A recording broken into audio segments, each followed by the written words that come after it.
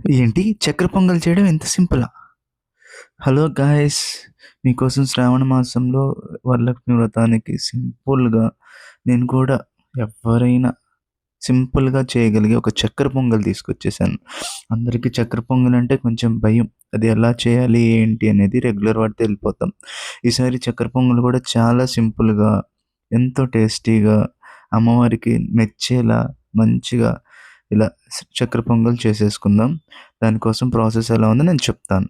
ముందుగా ఈజీగా సింపుల్ వెసల్స్‌లో అయిపోయేలా చేద్దాము. సో, నేను మా ఇంట్లోనే ప్రెషర్ కుక్కర్ తీసుకున్నాను. ప్రెషర్ కుక్కర్‌లో ఒక కప్పు కొలతలకి చెప్తున్నాను నేను. కప్పు కొలతకి చక్కెర పొంగల్ ఎలా చేయాలనేది చెప్తున్నా. దాంట్లో ఒక పావు కప్పు పెసరపప్పు తీసుకున్నాను.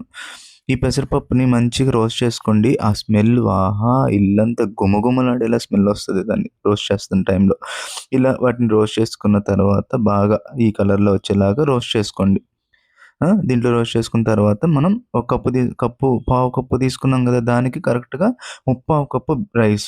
మీరు ఏ రైస్ అయినా వాడుకోండి. రేషన్ బియ్యం వాడుకోండి, లేదా ఇంట్లో వాడే సోనా మసూరి రైస్ అయినా వాడుకోండి. ఏదైనా వాడుకోండి. అది వాడుకొని రెగ్యులర్‌గా మనం అన్నం వండుకోవడానికి ఎంతైతే క్వాంటిటీ వాటర్ వాడతామో అదే వాటర్ 1కి 2 కప్సా లేదా 2 ½ కప్సా ఎట్లా అయితే అట్లా. నేనైతే 1 కప్‌కి 2 కప్స్ పోసాను. పోసేసి వాటిని ఉడికించుకుంటున్నాను. ఈలోపు మనం బెల్లం గూడా తురిమి రెడీగా పెట్టుకుందాం. బెల్లంకి నేను ఒక కప్పు రైస్ తీసుకున్నాను గాబట్టి అదే ఇంక్లూడింగ్ మూంగ్ దాల్ అదే పెసరపప్పుతో నేను వన్ వన్ అండ్ వా వ 1:15 కప్పు, 1:15 కప్పు బెల్లం తీసుకున్నాను. బెల్లం తీసుకొని దాన్ని పక్కన పెట్టేసుకున్నాను.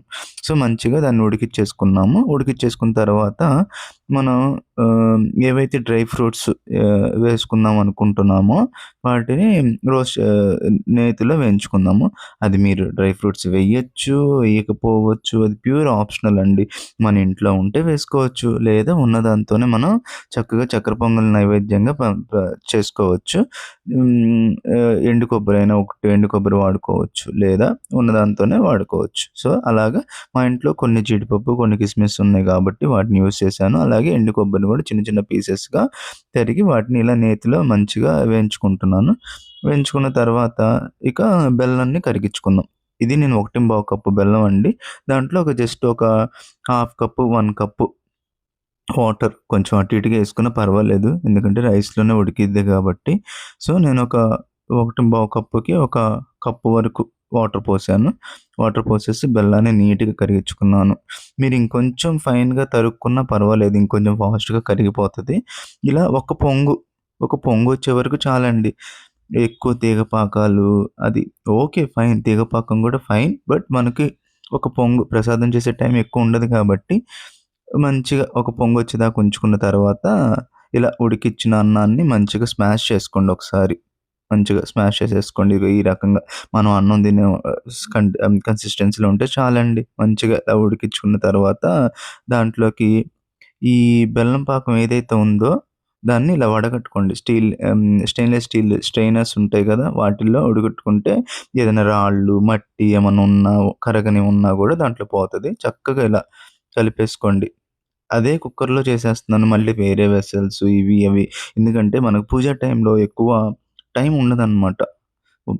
అన్ని ప్రసాదాలు చేయాలి గాబట్టి, దానికి చాలా ఈజీ అండ్ ప్రాసెస్‌లో ఒక కుక్కర్‌తోనే, ఒక గిన్నెతోనే ఫాస్ట్‌గా అయిపోయేలాగా నేనిలా ప్రాసెస్ చూపిస్తున్నాను.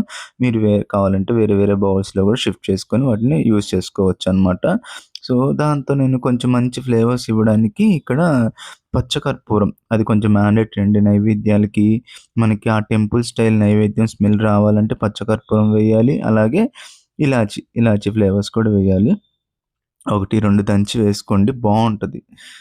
ఈ డ్రై ఫ్రూట్స్ ఆప్షనల్ గానీ, ఆ 2 కొంచెం మ్యాండేటరీ వేసుకోండి బావుంటది. తర్వాత నేనిలా ఏదైతే రోస్ట్ చేసి పెట్టుకున్నానో ఘీ రోస్ట్ చేశాను గదా! జీడిపప్పు, కిస్మిస్సు, ఎండు కొబ్బరి, ఇలా బాదం ఏవుంటే అవి, ఏవైతే అవి చక్కగా రోస్ట్ చేసుకొని ఇలా దాంట్లో కలిపేసుకున్నాం గదా! ఇంకొంచెం రైస్ మెత్తగా ఉడికిందా లేదా, ఆ బెల్లం పాకం అంతా ఇంకిందా లేదా అనేది చూసుకొని మంచిగా ఈ రకంగా ఇంకాలండి. బెల్లం పాకం అంతా దాంట్లోకి పట్టాలి. రైస్‌లోకి ఫ్లేవర్స్, ఘీ అదంతా. దీంట్లో కొంచెం నెయ్యి ఉంటే గూడా బావుంటదండి. నేతిలో వేసుకొని చేసుకోవచ్చు. నూనెలో వేసుకొని కూడా చేసుకోవచ్చు. No option. బట్ ఆ ఫ్లేవర్స్ రావాలంటే అలా చేయాలి. సో, ఫైనల్‌గా మనకలా వచ్చిద్ది. వచ్చిందని ఈ రకంగా మనం చిన్న గిన్నెలో మంచిగా సర్వ్ చేసుకొని అమ్మవారికి సమర్పించుకోవచ్చు.